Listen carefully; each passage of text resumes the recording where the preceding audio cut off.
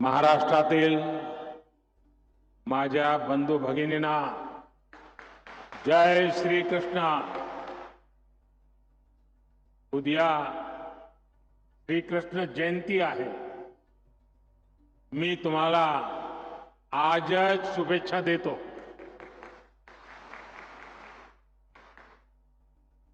महाराष्ट्र के राज्यपाल श्री सीपी राधाकृष्णन जी,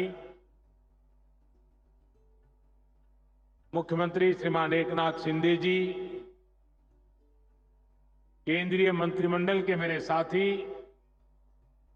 देश के कृषि मंत्री, ग्रामीण विकास मंत्री श्रीमान शिवराज सिंह चौहान जी, इसी धरती के संतान मंत्रिपरिषद के मेरे साथी प्रताप राव जाधव, केंद्र सरकार में हमारे मंत्री श्री चंद्रशेखर जी, इसी धरती की संतान बहन रक्षा खड़से जी, उप मुख्यमंत्री श्री अजीत पवार जी, देवेंद्र फडणवीस जी, महाराष्ट्र सरकार के मंत्रीगण, सांसद और विधायकगण और विशाल संख्या में हमें आशीर्वाद देने के लिए आई हुई माताएं बहनें, दूर दूर मेरी जहां भी नजर पहुंच रही है, ऐसा लग रहा है माताओं का महासागर उमड़ पड़ा है. ये दृश्य अपने आप में सुकून देता है. अपनी बात शुरू करने से पहले मैं नेपाल बस हादसे को लेकर अपनी पीड़ा व्यक्त करना चाहता हूं. इस हादसे में हमने महाराष्ट्र के जलगांव के अनेक साथियों को खोया है. मैं सभी पीड़ित परिवारों के प्रति संवेदना व्यक्त करता हूं. जैसे ही यह हादसा हुआ, भारत सरकार ने तुरंत नेपाल सरकार से संपर्क किया. हमने हमारी मंत्री रक्षाताई खड़से को तुरंत नेपाल जाने के लिए कहा. हमारे जो परिजन नहीं रहे, उनके पार्थिव शरीर को हम वायुसेना के विशेष विमान से वापस लाए हैं. जो घायल हैं, उनका अच्छे से इलाज चल रहा है. मैं उनके जल्द स्वस्थ होने की कामना करता हूं. मैं सभी पीड़ितों को विश्वास दिलाता हूं कि उन्हें केंद्र और राज्य सरकार की ओर से पूरी मदद दी जाएगी. साथियों, आज लखपति दीदी का ये महासम्मेलन हो रहा है. मेरी सभी लाड़की बहन यहां बड़ी संख्या में उपस्थित है. आज यहां से देश भर के लाखों सखी मंडलों के लिए 6,000 करोड़ रुपए से अधिक की राशि जारी की गई. लाखों बचत गटाशी जोडल्या गेलेल्या महाराष्ट्रातील आमच्या भगिनींना सुद्धा कोट्यवधी रुपयाची मदत मिळाली आहे. इस पैसे से लाखों बहनों को लखपति दीदी बनाने में मदद मिलेगी. मेरी सभी माताओं बहनों को बहुत बहुत शुभेच्छा. साथियों, आप सभी में मुझे महाराष्ट्र की गौरवशाली संस्कृति और संस्कारों के भी दर्शन होते हैं. और महाराष्ट्र के ये संस्कार भारत ही नहीं, विश्व भर में फैले हैं। मैं कल ही अपने विदेश के दौरे से लौटा हूं। मैं यूरोप के देश पोलैंड गया था और वहां भी मुझे महाराष्ट्र के दर्शन हुए। महाराष्ट्र की संस्कृति, यहां के संस्कारों के दर्शन हुए। पोलैंड के लोग महाराष्ट्र के लोगों का बहुत सम्मान करते हैं। यहां बैठकर के आप इसकी कल्पना नहीं कर सकते। वहां की राजधानी में एक कोल्हापुर मेमोरियल है। पोलैंड के लोगों ने ये मेमोरियल कोल्हापुर के लोगों की सेवा और सत्कार की भावना को सम्मान देने के लिए बनाया है। आप में से कुछ लोगों को पता होगा, दूसरे विश्व युद्ध के दौरान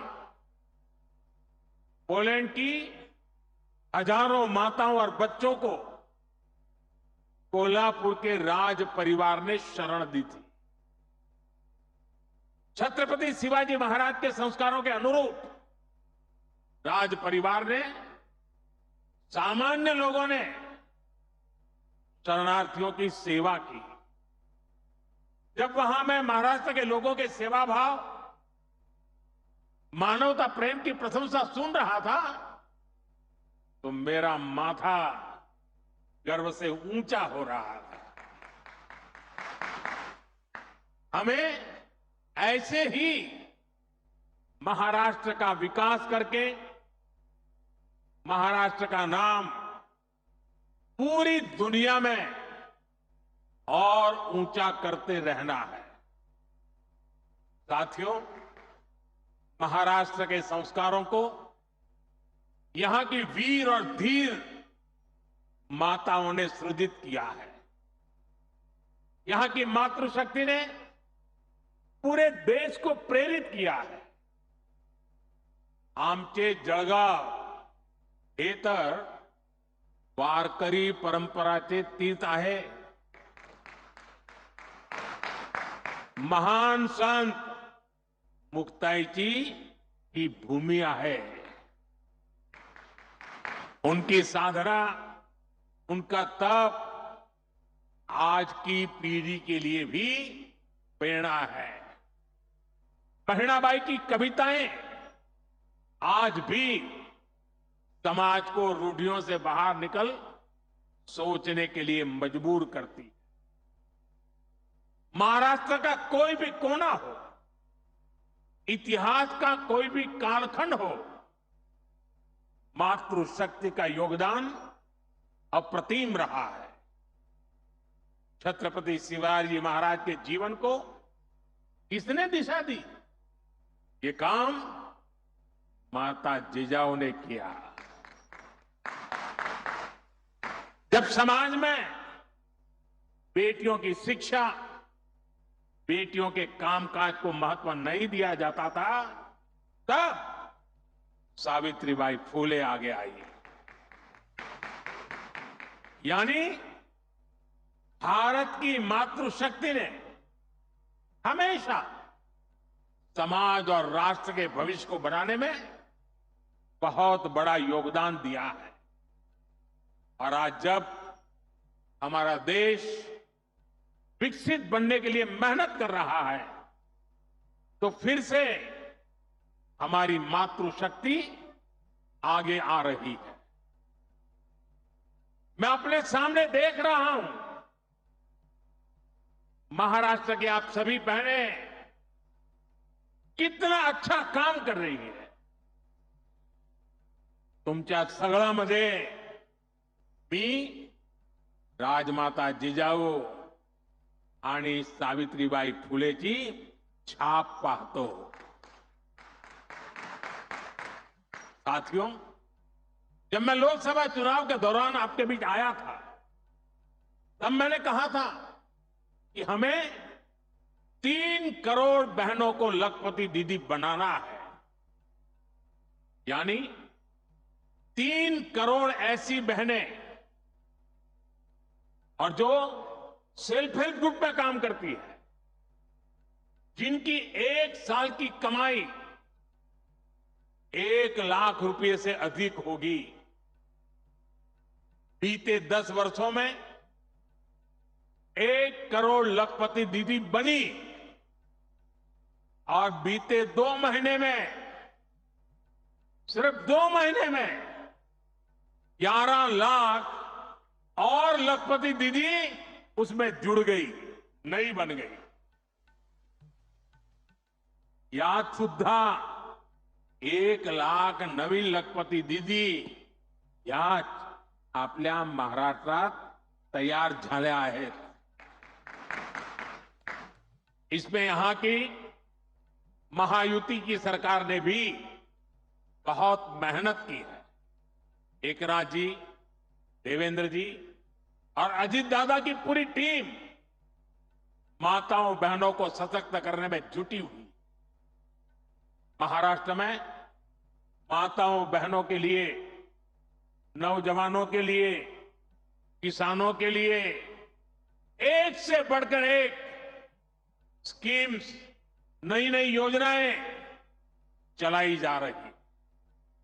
साथियों, लखपति दीदी बनाने का ये अभियान सिर्फ बहनों बेटियों की कमाई बढ़ाने का अभियान है, इतना नहीं है। ये पूरे परिवार को, आने वाली पीढ़ियों को सशक्त करने का एक महाअभियान है। ये गांव के पूरे अर्थतंत्र को बदल रही है। यहां इस मैदान में मौजूद हर बहन बेटी अच्छी तरह जानती है कि जब वो कमाने लगती है तो कैसे उसका अधिकार बढ़ जाता है, घर परिवार में उसका सम्मान बढ़ जाता है। जब किसी बहन की कमाई बढ़ती है तो परिवार के पास खर्चने के लिए पैसे भी ज्यादा जुड़ते हैं। यानी एक बहन का भी लखपति दीदी बनना पूरे परिवार का भाग्य बदल रहा है। यहां आने से पहले मैं देश के अलग अलग कोने से आई हुई ऐसी बहनों के अनुभव सुन रहा था। सभी लखपति दीदियों के जो आत्मविश्वास था, और मैं कहता तो लखपति दीदी हूं, लेकिन उसमें सब कोई 2 लाख कमाने वाले थे, कोई 3 लाख वाले थे, कोई 8 लाख वाले भी थे। और ये पिछले कुछ ही महीनों में उन्होंने कमाल करके दिखाई है।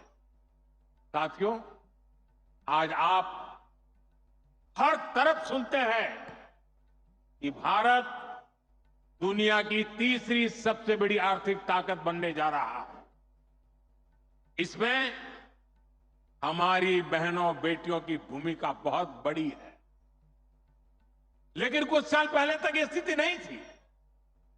बहनें हर घर, हर परिवार की खुशहाली की गारंटी होती है, लेकिन महिलाओं को मदद मिले इसकी गारंटी लेने वाला कोई नहीं था। देश की करोड़ों बहनों के नाम पर कोई प्रॉपर्टी नहीं होती थी। अगर उन्हें बैंक से लोन लेना होता था तो उनको मिल ही नहीं सकता था। ऐसे में वो कोई भी छोटा मोटा काम करना चाहे तो चाहकर भी नहीं कर पाती। और इसलिए आपके इस भाई ने, आपके बेटे ने एक संकल्प लिया। मैंने तय किया कि कुछ भी हो जाए, मेरे देश की माताओं बहनों बेटियों की हर मुश्किल को कम करके ही रहूंगा। इसलिए मोदी सरकार ने एक के बाद एक महिला हित में निर्णय लिए। मैं आज चुनौती देता हूं पहले की सरकारों के 7 दशक एक तरफ रख लीजिए, एक तराजू में एक तरफ 7 दशक और दूसरे तराजू में मोदी सरकार के 10 साल तराजू में रख लिए जाए। जितना काम मोदी सरकार ने देश की बहनों बेटियों के लिए किया है वो आजादी के बाद किसी सरकार ने नहीं किया है। साथियों, ये हमारी सरकार है जिसने तय किया कि गरीबों के जो घर सरकार बनाती है वो महिलाओं के नाम पर रजिस्टर हो। अभी तक जो 4 करोड़ घर बने हैं उनमें से अधिकतर महिलाओं के नाम पर है। अभी 3 करोड़ और घर बनाने वाले हैं। इनमें से भी अधिकतर घर हमारी माताओं बहनों के नाम ही होंगे, महिलाओं के नाम होंगे।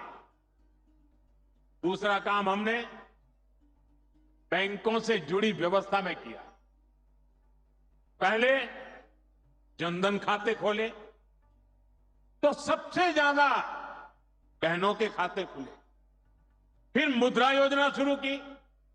हमने बैंकों को कहा कि आप बिना गारंटी के लोन दो और अगर गारंटी चाहिए तो मोदी मौजूद है। इस योजना की करीब 70% लाभार्थी माताएं बहनें हैं। देश में कुछ लोग थे वो कहते थे कि महिलाओं को ऐसे लोन मत दो, डूब जाएगा, इसमें रिस्क है। लेकिन मेरी सोच अलग थी। मुझे आप पर, अपनी मातृशक्ति पर, उनकी ईमानदारी पर, उनके कर्तृत्व पर पूरा भरोसा है। माताओं बहनों ने मेहनत की और ईमानदारी से लोन भी लौटाए। अब तो मुद्रा ऋण की सीमा हमने 20 लाख कर दी है। हमने रेहड़ी फुटपाथ पर काम करने वालों के लिए भी स्वनिधि योजना चलाई। इसमें भी बिना गारंटी का ऋण दिया जा रहा है। इसका भी बहुत बड़ा फायदा हमारी बहनों को, हमारी बेटियों को हो रहा है। हमारे विश्वकर्मा परिवार जो हस्तकला का काम करते हैं, इसमें भी बड़ी संख्या में हमारी बहनें जुड़ी हैं। उनकी गारंटी भी हमारी सरकार ने ली है।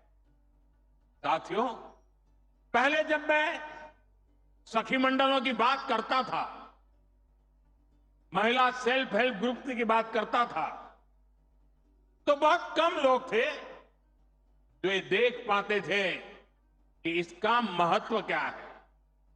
आज देखिए, ये भारत के अर्थतंत्र की एक बहुत बड़ी शक्ति बनती जा रही है। गांव-गांव में, दूर सुदूर आदिवासी क्षेत्रों में सखी मंडलों से जो परिवर्तन आ रहे हैं वो सबके सामने है। 10 साल में यह आंकड़ा भी बहुत बड़ा है। 10 साल में 10 करोड़ बहनें इस अभियान से जुड़ चुकी हैं और हमने इनको भी बैंकों से जोड़ा है। हमने उन्हें बैंकों से आसान और सस्ता ऋण दिया है। मैं आपको आंकड़ा देता हूं और ये सुनकर के आप जरूर चौंक जाएंगे और आपको शायद मन में गुस्सा भी आएगा, क्या मेरा देश पहले ऐसे भी चलता था क्या? साल 2014 तक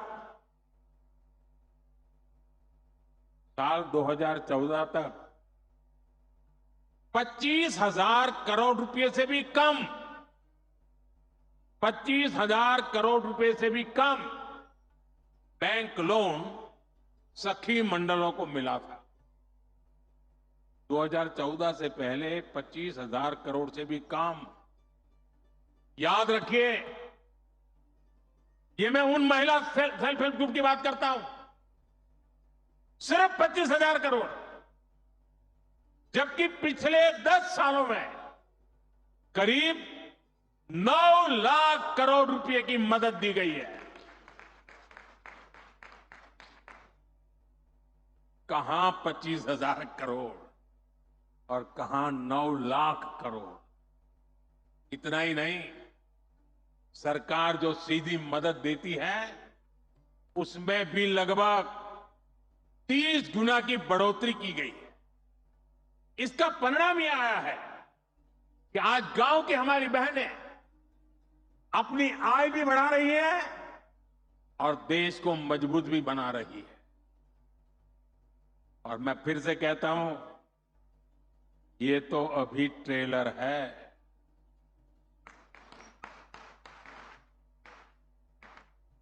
अब हम बहनों बेटियों की भूमिका का और विस्तार कर रहे हैं। आज 1.25 लाख से अधिक बैंक सखियां गांव-गांव बैंकिंग सेवाएं दे रही है। और अभी मुझे कुछ बहनें बता रही थी, 1-1 करोड़ रुपए का कारोबार करती है। अब हम बहनों को ड्रोन पायलट बना रहे हैं। हम बहनों के समूहों को लाखों रुपए का ड्रोन दे रहे हैं ताकि वे ड्रोन से आधुनिक खेती करने में किसानों की मदद कर पाए। हम 2 लाख पशु सखियों को भी ट्रेन कर रहे हैं ताकि वे पशुपालकों को मदद कर सके। यही नहीं, आधुनिक खेती के लिए, प्राकृतिक खेती के लिए भी हम नारी शक्ति को ही नेतृत्व दे रहे हैं। इसके लिए हमने कृषि सखी कार्यक्रम शुरू किया है। ऐसी लाखों कृषि सखियां आने वाले समय में देश के गांव-गांव में हम बनाने के लिए आगे बढ़ रहे हैं। इन सभी अभियानों से बेटियों को रोजगार भी मिलेगा, उनका आत्मविश्वास भी बढ़ेगा और बेटियों के सामर्थ्य को लेकर समाज में भी एक नई सोच का निर्माण होगा। साथियों, अभी पिछले महीने ही देश का एक बजट आया है। इसमें माताओं, बहनों, बेटियों से जुड़ी योजनाओं के लिए 3 लाख करोड़ रुपए रखे गए हैं। बेटियां ज्यादा संख्या में नौकरी करें, इसके लिए दफ्तरों में, फैक्ट्रियों में उनके लिए विशेष सुविधाएं बनाने की घोषणा की गई है। रहने के लिए वर्किंग विमेन हॉस्टल की सुविधा हो, बच्चों के लिए क्रेच की सुविधा हो, इसके लिए केंद्र सरकार काम कर रही है। हमारी सरकार बेटियों के लिए हर सेक्टर खोल रही है जहां कभी उन पर पाबंदियां थी। आज तीनों सेनाओं में महिला अफसर तैनात हो रही है, फाइटर पायलट तैनात हो रही है, सैनिक स्कूलों में, सैन्य अकादमियों में बेटियों को दाखिला मिल रहा है। जो हमारी पुलिस फोर्स है, जो हमारे अर्धसैनिक बल है, उनमें बेटियों की संख्या में बहुत बड़ी वृद्धि हुई है। गांव में कृषि और डेयरी सेक्टर से लेकर स्टार्टअप क्रांति तक आज बड़ी संख्या में बेटियां बिजनेस मैनेज कर रही है। राजनीति में भी बेटियों की भागीदारी बढ़े, इसके लिए हमने नारी शक्ति वंदन कानून बनाया है। साथियों, माताओं, बहनों, बेटियों का सामर्थ्य बढ़ाने के साथ साथ उनकी सुरक्षा भी देश की प्राथमिकता है। मैंने लाल किले से भी बार बार इस विषय को उठाया है। आज देश का कोई भी राज्य हो, अपनी बहनों बेटियों की पीड़ा को, उनके गुस्से को मैं समझ रहा हूं। मैं एक बार फिर देश के हर राजनीतिक दल से कहूंगा, हर राज्य सरकार से कहूंगा कि महिलाओं के खिलाफ अपराध अक्षम्य पाप है। दोषी कोई भी हो, वो बचना नहीं चाहिए। उसको किसी भी रूप में मदद करने वाले बचने नहीं चाहिए। अस्पताल हो, स्कूल हो, दफ्तर हो या फिर पुलिस व्यवस्था, जिस भी स्तर पर लापरवाही होती है, सबका हिसाब होना चाहिए। ऊपर से नीचे तक मैसेज एकदम साफ जाना चाहिए। ये पाप अक्षम्य है। अरे सरकारें आती रहेगी, जाती रहेगी, लेकिन जीवन की रक्षा और नारी गरिमा की रक्षा इस समाज के रूप में भी और सरकार के रूप में भी हम सबका बड़ा दायित्व है। साथियों, महिलाओं पर अत्याचार करने वालों को कड़ी से कड़ी सजा देने के लिए हमारी सरकार कानूनों को भी लगातार सख्त कर रही है। आज इतनी बड़ी संख्या में देश की बहनों बेटियां यहां है, तो इसलिए मैं विशेष तौर पर आपको बताना चाहता हूं। पहले शिकायत आती थी कि समय पर एफआईआर नहीं होती, सुनवाई नहीं होती, मुकदमों में देर बहुत लगती है। ऐसी अनेक अड़चनों को हमने भारतीय न्याय संहिता में दूर कर दिया है। इसमें एक पूरा चैप्टर महिलाओं और बच्चों के साथ होने वाले अत्याचार के संबंध में बनाया गया है। अगर पीड़ित महिलाओं को थाने नहीं जाना है तो वो घर बैठे ईएफआईआर दर्ज करा सकती है। हमने ये भी पक्का किया है कि ईएफआईआर से थाने के स्तर पर कोई टाल मटोल या फिर छेड़छाड़ नहीं कर पाएगा। इसे तेजी से जांच करने और दोषियों को कड़ी सजा मिलने में भी मदद मिलेगी। साथियों, नए कानूनों में नाबालिगों से हुए यौन अपराधों पर फांसी और उम्र कैद की सजा का प्रावधान किया गया है। बेटियों के साथ शादी के नाम पर भी धोखे के कई मामले आते रहे। पहले इसके लिए कोई स्पष्ट कानून नहीं था। अब भारतीय न्याय संहिता में शादी के झूठे वादों और छल को भी साफ साफ परिभाषित किया गया है।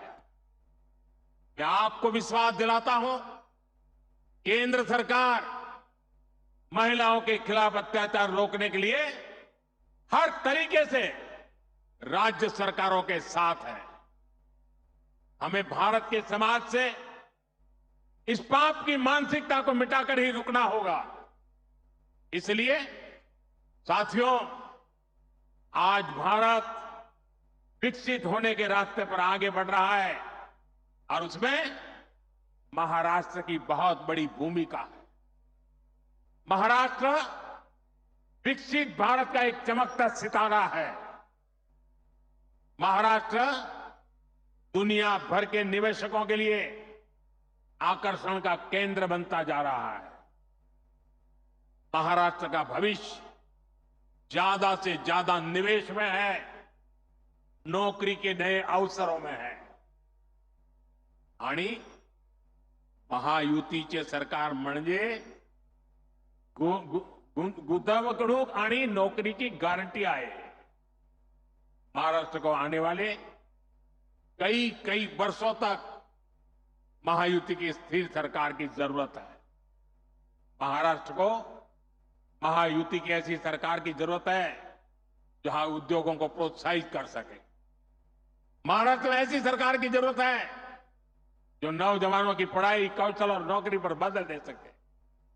मुझे पूरा भरोसा है कि महाराष्ट्र की स्थिरता और समृद्धि के लिए यहां की माताएं बहनें आगे बढ़कर मेरा साथ देगी। मुझे आप बहनों पर पूरा भरोसा है। एक बार फिर महाराष्ट्र की युति सरकार के कामों को भारत सरकार की तरफ से हर प्रकार की मदद का आश्वासन देते हुए आप सबको बहुत बहुत शुभकामनाएं देता हूं। मेरे साथ बोलिए भारत माता की। दोनों हाथ ऊपर करके मुट्ठी बंद करके पूरी ताकत से बोलिए भारत माता की, भारत माता की, भारत माता की, भारत माता की, भारत माता की। बहुत बहुत धन्यवाद।